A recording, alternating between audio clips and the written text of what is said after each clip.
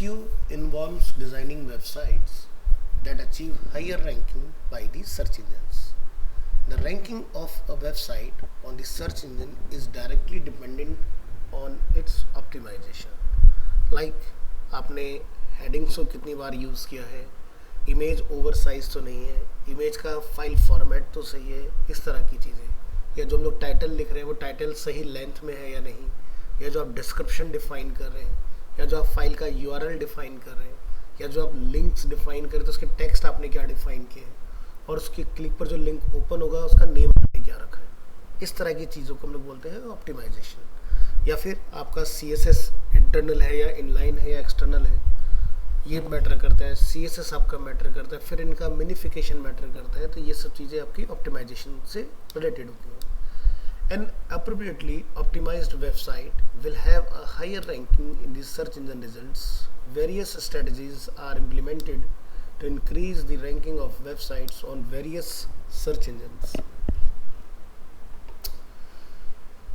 Various strategies are implemented to increase the ranking of websites on various search engines. On-page optimization refers to optimization of the web pages and the website. Technically optimized structure of a website, good navigation, and an overall user-friendly website. Off-page refers to build quality links from other websites to a website. Means off-page optimization में आपको अपनी website पर traffic को redirect कराने के लिए working करना होता है। जैसे कि अगर हम चाहते हैं कि अरीना की वेबसाइट पर कोई विजिटर पहुंचे, तो आप उसके लिए shiksha.com, justdial.com, yellowpages.com, sulekha.com इस तरह की वेबसाइट्स पर जाके आप डायरेक्टरी सबमिशन, लिंक सबमिशंस वगैरह का काम करेंगे, तभी विजिटर वहां से आपके पास तक रीच करेगा। On-page optimization techniques refers to optimizing websites depending upon their features and business domain. In order to optimize the website, this optimization method works towards optimization of almost each element of web pages that belong to the website. This method involves uses of appropriate and relevant keywords at all levels in the website.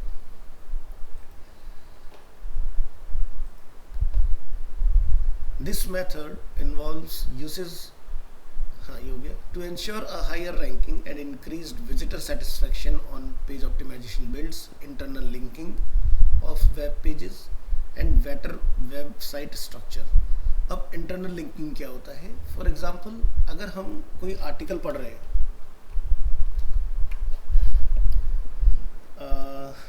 यहाँ से कोई भी news open करेंगे हम लोग, अगर Trump से related कोई और न्यूज़ आज तक के पास होगा जो इस स्टोरी को बिलोंग करता होगा, तो इसमें कहीं ना कहीं इन्होंने उसका देखो लिंक डिफाइन किया होगा। This is called internal linking. यहाँ भी पढ़े, ठीक है, यह भी पढ़े, तो दिस इज कॉल्ड इंटरनल, यानी कि टॉपिक के अंदर टॉपिक को कनेक्ट करना। This is called internal linking.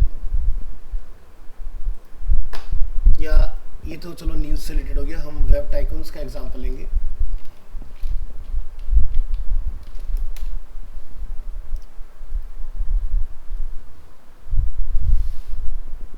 Scroll down. अब यहाँ पर जो पार्ट आपको ग्रीन कलर में दिख रहा है ना, that is a internal linking, और जो बोल्ड आपको दिख रहा है ब्लैक कलर में, ये आपका एक कीवर्ड का काम कर रहा है यहाँ पर, ठीक है, जिसको स्ट्रॉन्ग में लिखा गया है। जो ग्रीन वाला पार्ट है वो भी स्ट्रॉन्ग के अंदर ही है, बट वो लिंक भी है साथ साथ। यानी कि अपन जब यहाँ से क्लिक करेंगे तो ये मुझे इस पेज से इसी वेबसाइट के अंदर दूसरे पेज पर कनेक्ट करता है। तो इसी को हम लोग बोलते हैं इंटरनल लिंकिंग। तो ऐसे ही आपको भी अपनी वेबसाइट में लिंक बैठाने होते हैं। नेक्स्ट आता है बेटर वेबसाइट स्ट्रक्चर।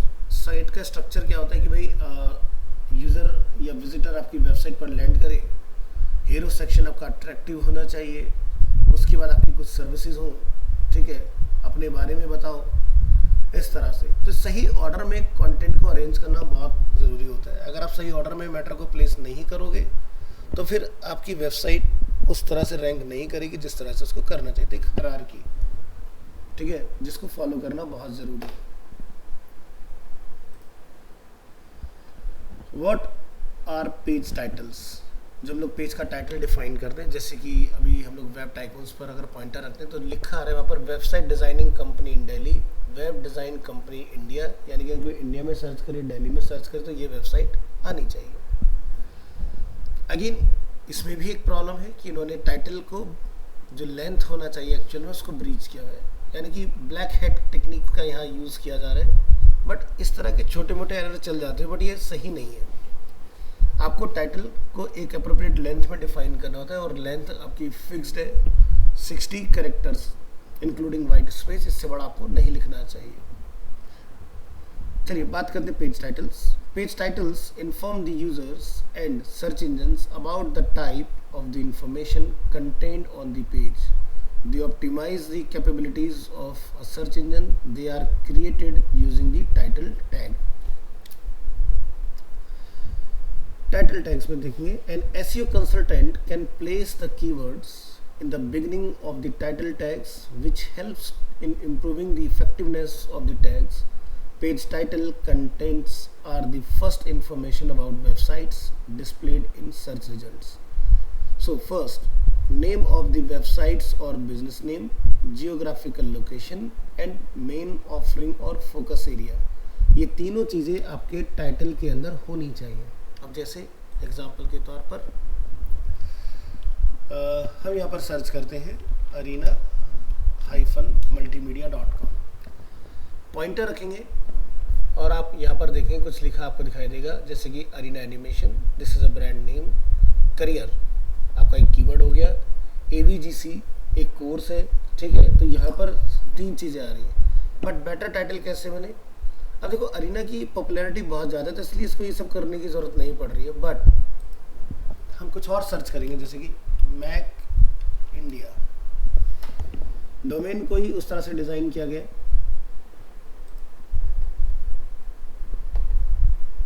टाइटल पे फोकस करेंगे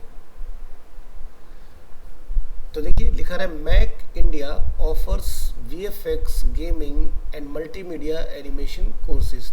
पूरा का पूरा जो टाइटल हम लोग यहाँ देख रहे हैं वो कीवर्ड रिच है, तो हर एक चीज़ को गूगल में सर्च किया जा सकता है, ठीक है। तो जब भी आप किसी पेज का टाइटल डिफाइन करें, जैसे कि मैं यहाँ से कुछ और लूँगा, जैसे D3D। अब D3D जो मैक के लोग होंगे उन्हें तो पता होगा, बट एंड यूज़र को तो नहीं पता होगा।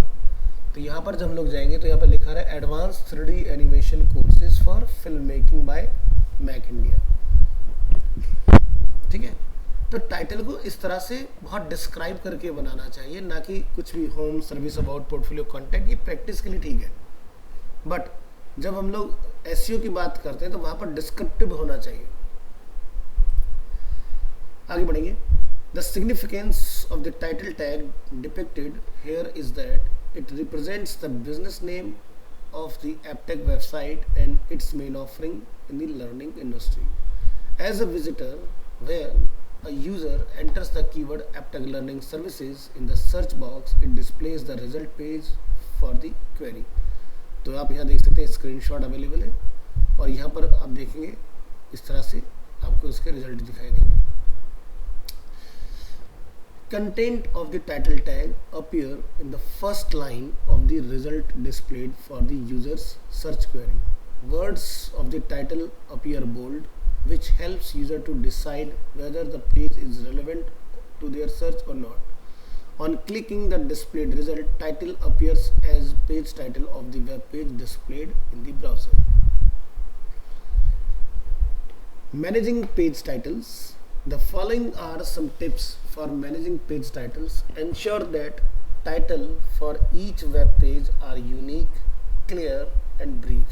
Page titles such as home and profile must be avoided.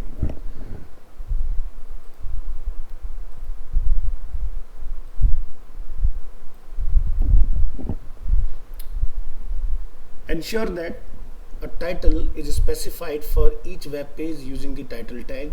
Avoid long and verbose page titles. Longer page titles get truncated when they are displayed in a search result. Truncated से हमारा मतलब क्या होता है कि आप जब उसको ओपन करोगे तो यहाँ पर ट्रिपल डॉट बन के आ जाता है. This is called truncate. आप देख रहे हो न्यूज़ पूरा नहीं दिखाई दे रहा हमें. तो इस तरह से लॉन्ग टाइटल हमें नहीं डिफाइन करने चाहिए.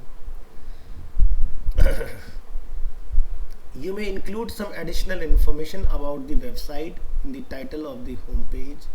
Include just the name of the website at the beginning or end of each page title. This may be separated with a delimiter such as a colon, hyphen or pipe. Avoid having too many keywords in the title of the web page. इसको over stuffing, over clocking हम लोग बोल देते हैं. ऐसा नहीं करना चाहिए, यानी गूगल आपको ब्लैकलिस्ट कर सकता है उस केस में. आपका लाइन जेन्युइन लगना चाहिए, ना कि ज़बरदस्ती टाइटल आपने उसके अंदर स्टफ किए हो इस तरह का. मेटा टैग्स की बात करेंगे जिसमें डिस्क्रिप्शन एक इम्पोर्टेंट रोल प्ले करता है. Meta tags are tags that are included in the header of a web page. These tags are used to provide metadata of a web page in a structured manner. These tags have various attributes that can be used on a web page. So यहाँ पर होगा meta description, meta content and meta refresh. Refresh को आज की date में हम लोग use नहीं करते हैं, बट meta description का सबसे ज़्यादा यूज़ किया जाता है. इसका काम क्या होता है? लेट्स से अगर हम यहाँ पर कोई लाइन सर्च करें, लाइक अरीना एनिमेशन अगेन, और यहाँ पर आप अगर स्क्रॉल डाउन करके नीचे आते हो और यहाँ पर कुछ इस तरह से आपको ये लाइन दिखाई देता है, your dream jobs start here, ठीक है. तो इस तरह का लाइन हम फाइंड आउट करेंगे ये कहाँ लिखा गया है. वैसे अब ये रिएक्ट में चल रहा है प्रोजेक्ट, तो हमें लिटिल बिट स्ट्रगल करना पड़ेगा फाइंड करने के लिए, बट कोशिश करते हैं. Control F.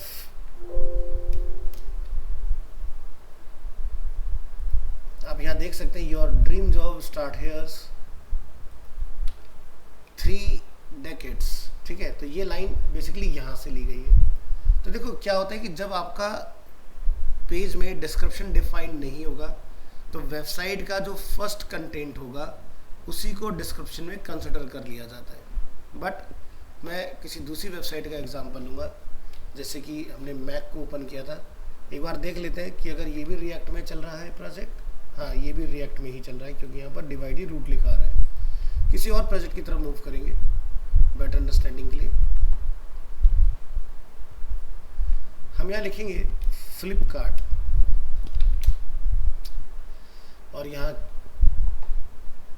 ये हमारा पेज हो गया. यहाँ देखेंगे Flipkart plus a word of limitless possibilities, इस तरह से कुछ लाइन लिखी हुई है.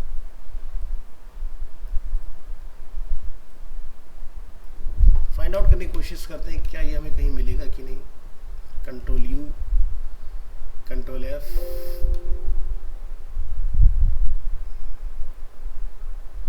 अगेन ये प्रोजेक्ट भी रिएक्ट के अंदर है तो इसके भी मिलने के चांसेस थोड़ा कम रहेंगे. अमेज़न के साथ ट्राई करके देखिए.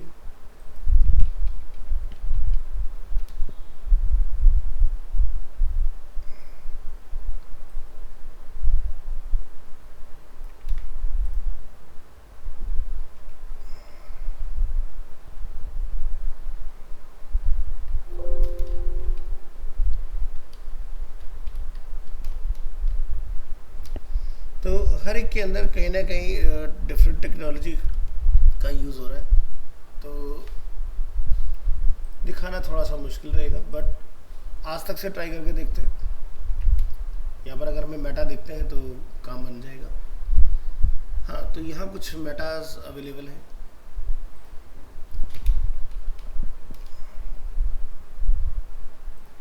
इसको गूगल करिए.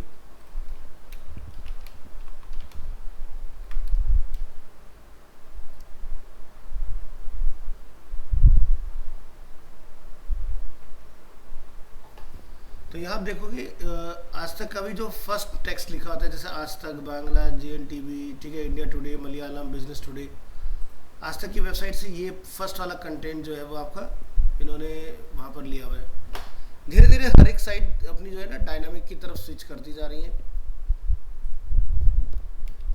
बट देखेंगे तो हम ज़रूर यहाँ पर। तो कुछ और देखते हैं, लाइक क्रोमा।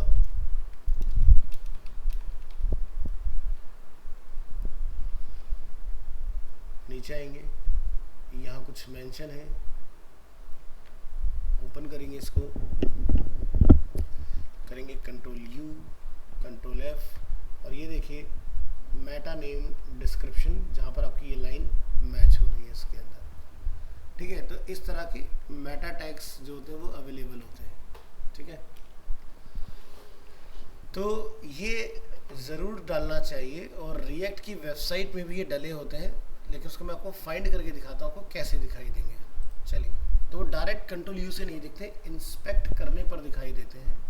तो जिन्होंने मुझसे रिएक्ट पढ़ा है तो उन्होंने समझा होगा, वहाँ पर एक हेलमेट नाम से हम लोगों ने कुछ यूज़ करना होता है, और हेलमेट के अंदर आप अपना फिर से सारे मेटाज वगैरह जो होते हैं वो डिफाइन कर सकते हो। तो डायनामिक साइट के अंदर थोड़ा ट्रिक से डाले जाते हैं, ओपन ऐसे किसी भी बंदे को नॉर्मली दिखाई नहीं देते हैं। या जैसे एक और एग्जांपल देखेंगे, जैसे हमारे पास वेबसाइट है अरीना pb.hyper.php। जब मैं इसको गूगल में चेक करता हूँ यहाँ पर इस तरह से, तो आप यहाँ नोटिस करेंगे एक डिस्क्रिप्शन इसके साथ में आ रहा है, 1 लाइनर 2 लाइनर। अगर मैं इस पेज को ओपन करके कंट्रोल यू और कंट्रोल एफ करके फाइंड करता हूँ, तो आप देख सकते हैं मेटा नेम डिस्क्रिप्शन यहाँ डाला जाता है। तो देखो क्या होता है ना कि डिस्क्रिप्शन अगर आप डाल देते हो तो बहुत अच्छी बात है, अगर नहीं डाला है तो वेबसाइट का जो फर्स्ट पैराग्राफ होता है उसको कंसिडर किया जाता है एज अ डिस्क्रिप्शन। तो जो फर्स्ट पैराग्राफ है वो इतना अमेजिंग होना चाहिए, जो आप डिस्क्रिप्शन में कहना चाहते हो वो आप वहाँ लिख दो तो आपका काम बन जाए। ठीक है, बट ऐसा नहीं होना चाहिए कि फर्स्ट पैराग्राफ आपका इम्पैक्टफुल भी नहीं है और आपने डिस्क्रिप्शन में नहीं लिखा है, तो उस कंडीशन में आपको एडवांटेज नहीं मिलेगा और आपकी रैंक जो होगी वो लोअर साइड पर जाएगी। These tags are used to provide metadata of a web page in a structured manner. These tags have various attributes that can be used on a web page. So meta so many types के होते हैं, जैसे कि पहला था description. It used to optimize a web page. It provides a summary of content on the web page. It is a short description of the content on a web page. These meta tags are used by search engine to display a snippets of the web page in the search results. Guideline for meta description: ensure that the meta description used are of high quality. This increases the search traffic for your website. Ensure that the meta tags include structured information relevant to the web page. Similarly, a meta description for a product web page must provide brief information about the product. Use programs to automatically generate meta description. आपको कुछ हम site बताएंगे जहाँ से आप generate भी करा सकते हैं। Ensure unique meta descriptions for each web page of a website. Wherever possible, create description that accurately describe the specific page. If you do not have time to create a description for every single page, try to prioritize your content. यानी कि अगर आप description नहीं define करें, जैसे कि मैंने भी आपको बोला, तो अपने कंटेंट को प्रायोरिटी दो। तो कंटेंट जो होना चाहिए वो आपका इतना अमेजिंग हो कि वो मेटा डिस्क्रिप्शन की जगह पर आ जाए automatic. Ensure that a Meta description is associated with each web page on the website. Next is URL structure, जो ऊपर हमारा पेज का यूआरएल ओपन होता है। द यूनिफॉर्म रिसोर्स लोकेटर्स, जिसको हम लोग बोलते हैं URLs of the web page, are of great importance from the perspective of search optimization. Since search engines displayed in the search result, URLs can impact visitor traffic to the websites and visibility. Search engines also use URLs in ranking the websites.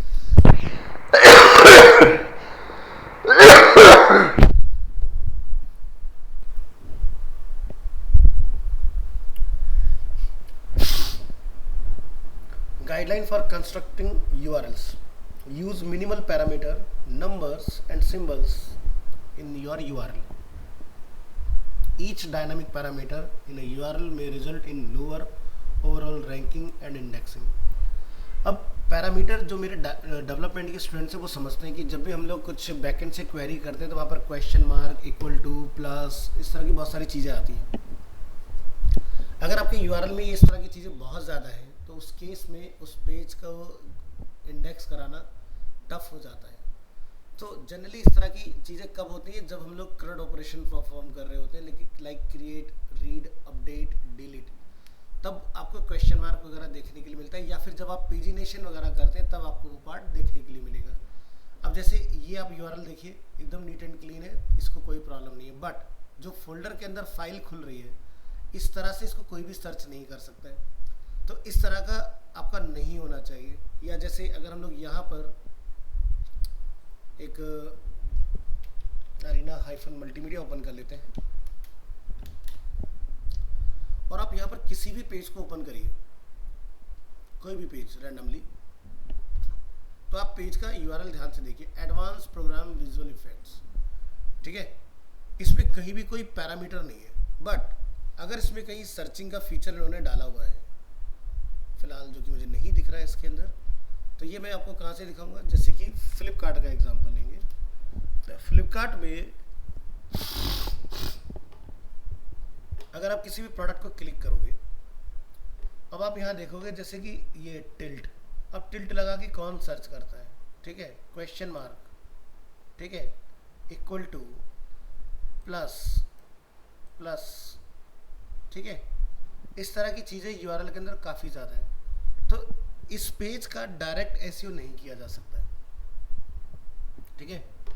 तो आपको ऐसे URL से बचना होता है, इस तरह का यूआरएल आपके लिए काम नहीं करेगा। अब फ्लिपकार्ट के लिए क्यों काम करता है भाई, फ्लिपकार्ट को काफ़ी लंबा टाइम हो चुका है इस चीज़ के अंदर, वहाँ पर लोग अपने आप आके सर्च करते हैं, उसको कुछ कराने की ज़रूरत नहीं है। बट आपको अपनी वेबसाइट के अंदर ध्यान रखना है, इतने ज़्यादा सो मेनी पैरामीटर्स नहीं होने चाहिए। अब जैसे हम लोग टी शर्ट की कैटेगरी में आते हैं, ठीक है, तो देखो बस यहाँ तक ये काम का है मैन टी शर्ट्स, उसके आगे का आपको कुछ नहीं समझ में आएगा क्या लिखा हुआ है इसमें, ठीक है। इसके बाद अगर आप पेजिनेशन करोगे, जैसे हम लोग एक पेज से दूसरे पेज पर गए, तब आपको लास्ट में शायद दिखाई दे जाएगा page number equal to and, and भी आपका अगेन पैरामीटर हो गया। ये सब चीज़ें आपके किसी काम की नहीं। तो बस देखो मैन टी शर्ट सिर्फ यहाँ तक का पार्ट आपके काम का है। तो डायनामिक वेबसाइट के अंदर खासकर में इन चीज़ों को बड़ा ध्यान रखना होता है। तो पेज का, जिस पेज के अंदर डेटा आपका बैकएंड से फैच हो कह रहा है, वो नेम मीनिंगफुल बनाओ।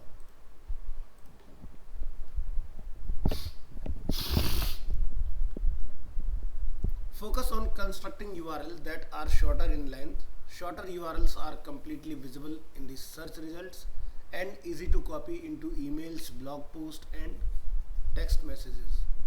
Ensure appropriate usage of keywords. Using multiple keywords in the URL for SEO purpose result in less usable URLs and may also trip spam filter. Think as a user or visitor when constructing your URL. The URL must easily and accurately predict the content of your web page. Use hyphens to separate words instead of other separators such as underscore, plus sign और space. Space का आपको पता है कि अगर हम लोग कभी URL के नेम में स्पेस लगा देते हैं तो वहाँ पर %20 आपको URL में दिख जाता है। प्लस आपने लगाना नहीं है। प्लस जो होता है बेसिकली जब हम लोग कुछ गूगल में सर्च कराते हैं तब हमें देखने के लिए मिलता है। अंडरस्कोर, बहुत सारे लोग यूआरएल को बनाते वक्त अंडरस्कोर का इस्तेमाल करते हैं। अंडरस्कोर कभी भी सर्चेबल नहीं होता है, इस चीज़ का आपको ध्यान रखना है।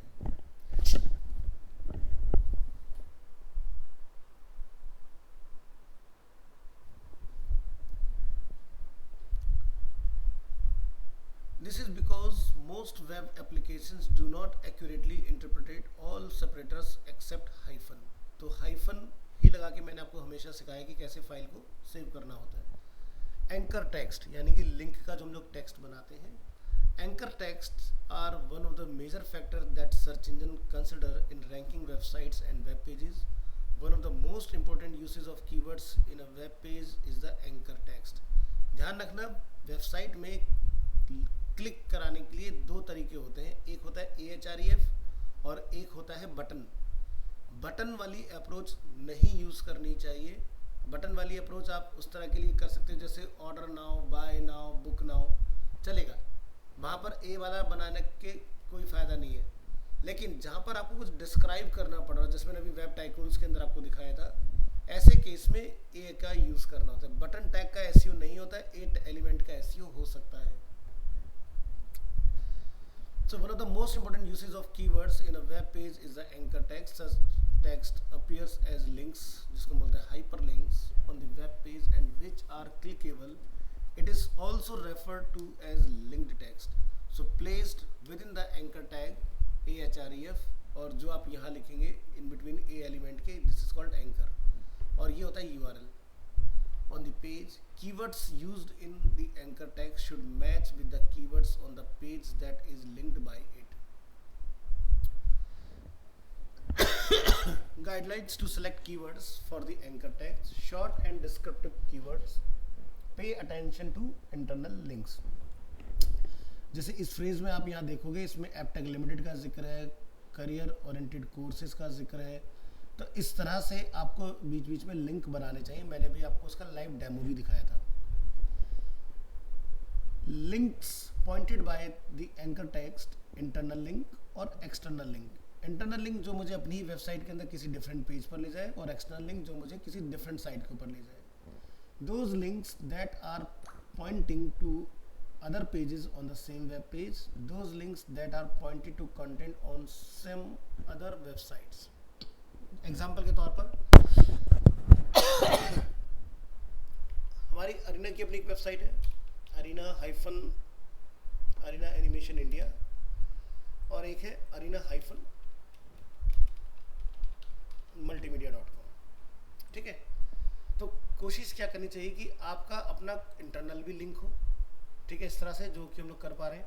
प्लस अगर मैं यहाँ से किसी पर क्लिक करूँ तो वेबसाइट के अंदर कोशिश कीजिए एक एक्सटर्नल लिंक भी हो जो आपको कहीं और लेकर जाए, लेकिन कोशिश कीजिए वो ऐसी साइट हो जो मीनिंगफुल हो, या आप अपनी आपस में दो मतलब डोमेन लेके उनको भी आपस में आप लिंक कर सकते हो, तो वो भी आपका कंसिडर हो जाता है। जैसे बहुत सारी कंपनियां .in, .com, .co, .in इस तरह से बहुत सारे डोमेन रखती हैं। रिच स्निप्स, जैसे कि आप यहाँ देखते हैं ये लिख कर आता है मैटर आपका इस तरह से नीचे। जैसे अगर मैं यहाँ पर सर्च कर देता हूँ ली वास्तु गूगल के अंदर इनकॉग्निटो में, दैट्स व्हाई ये हमें दिखा रहा है। कार्स चूज करेंगे यहाँ पर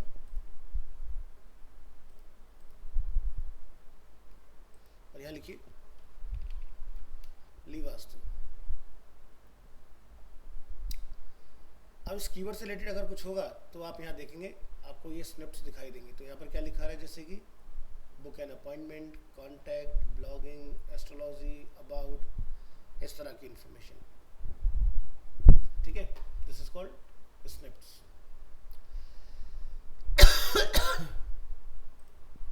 rich snips provide structured and marked up content to their search engine. Rich snippets are not mandatory for a search engine friendly design. However, these are implemented to improve a website user traffic. अब क्या होगा कि अगर आपका snips नहीं होंगे तो user हर बार आएगा आपके लैंडिंग पेज से होके बाकी पेज पर पहुंचेगा। बट हम चाहते हैं कि अगर कोई हमें सर्च करे तो हमारे रिलेवेंट पेजेस भी आने चाहिए जहाँ से यूज़र डायरेक्टली जंप कर पाए। Steps to create a rich snippets. Select a markup format. An SEO consultant can select any one of the following markup format like RDFA, microdata या micro formats. Markup web page content. An SEO consultant can mark up any content type such as a product, images, videos and food recipe. Test the marked up content. An SEO consultant must test whether marked up content is readable or can be extracted. Navigation and site map.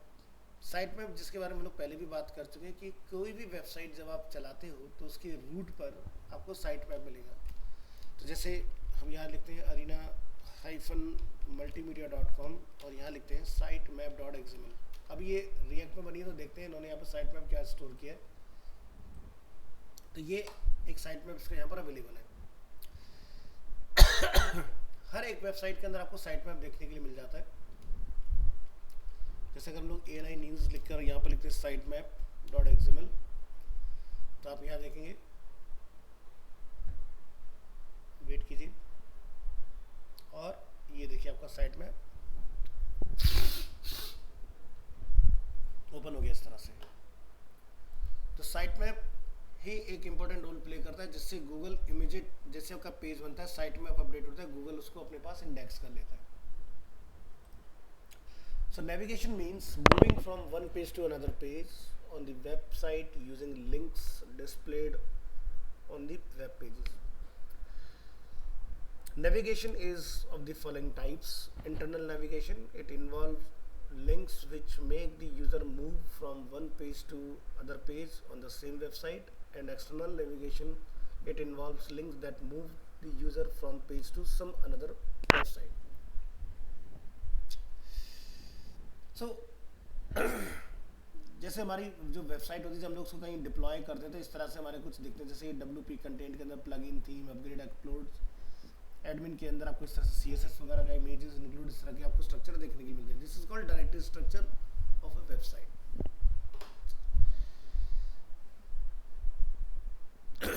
Site map. A sitemap is a list of files that provide information to search engines for crawling your website. Sitemaps help search engines to classify content on a website. Therefore, sitemap of the website plays a key role in search by search engines. Sitemaps can be used to highlight different types of content such as text, images, and videos. A webmaster can allow or disallow certain pages of the websites to be crawled by the search engines. तो ये कैसे possible होगा? उसके लिए जो भी website आप यहाँ पर चेक कर रहे हैं, वहाँ पर आपको एक फाइल और मिलती है robots.txt। तो यहाँ पर आपको यूजर एजेंट का मतलब ये होता है कि जितने भी आपके बॉट्स होते हैं, हम सभी को अपनी वेबसाइट पर अलाउ कर रहे हैं। हमने डिसअलाउ किया है कि कोई हमारे स्टैटिक फोल्डर में और sockjs.node में ना जाए। अलाउ के अंदर हमने डिफाइन किया अपनी वेबसाइट का साइट मैप, कि जो मैंने साइट मैप में मेंशन किया है सिर्फ उसी को ही इंडेक्स किया जाए। इस तरह से डिफाइन किया जाता है robot.txt के अंदर। तो मोस्ट ऑफ द साइट्स जितनी भी होती है सभी में ये हमें देखने के लिए मिल जाता है। कुछ लोग छुपा के रखते हैं इधर उधर, बट कोशिश कीजिए रूट पर ये इन्फॉर्मेशन होनी चाहिए। ये देखिए यहाँ पर robot.txt फ्लिपकार्ट का, इसमें ज़्यादा डेटा मिल रहा है। यूज़र एजेंट को जैसे media partners Google, ads bot Google bots image, इन सबको डिसअलाउ में डाला गया है। ठीक है, कार्ट के अंदर सभी बॉट्स को अलाउ किया गया है, व्यू कार्ट को डिसअलाउ किया गया है। इस तरह से सब डिफाइन करना पड़ता है, और ये इनके साइट मैप है सारे के सारे प्रोडक्ट को लेकर, जिसको कैटेगरीज है इनकी 32।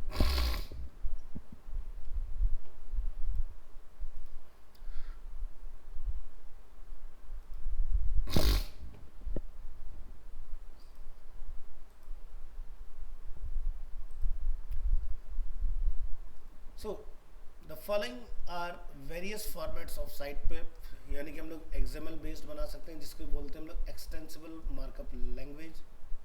एक होता है RSS, जिसको बोलते हैं रियली सिंपल सिंडिकेशन और rich site summary.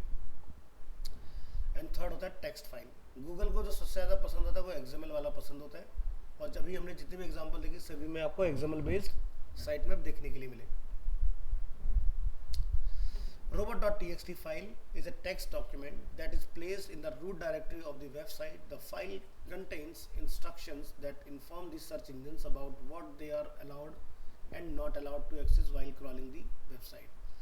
These files are created by using a friendly robots.txt generator which is available in Google Webmaster Tools. Summary वही है जो हम लोग पढ़ चुके हैं। तो ये था आपका ये वाला टॉपिक, सर्च इंजन ऑप्टिमाइजेशन, किस तरह से हम लोग अपनी वेबसाइट को ऑप्टिमाइज कर सकते हैं। नेक्स्ट क्लास जो हम लोग कंडक्ट करेंगे उसमें हम लोग थोड़ा सा प्रैक्टिकल वगैरह देखेंगे। 3 टॉपिक हमारे और रहते हैं, जैसे कीवर्ड्स एंड कंटेंट, क्योंकि बिना कीवर्ड और कंटेंट के आपकी वेबसाइट कभी भी रैंक और गूगल में सर्च नहीं हो पाएगी। Link building and social media optimisation कैसे होता है, और सर्च इंजन में मार्केटिंग कैसे होती है। फिर आपका SEO वाला जो पार्ट है वो आपका ओवर हो जाएगा विद गूगल एड्स। ठीक है, तो आज के लिए इतना रखते हैं, मिलते हैं नेक्स्ट क्लास में। Thank you so much.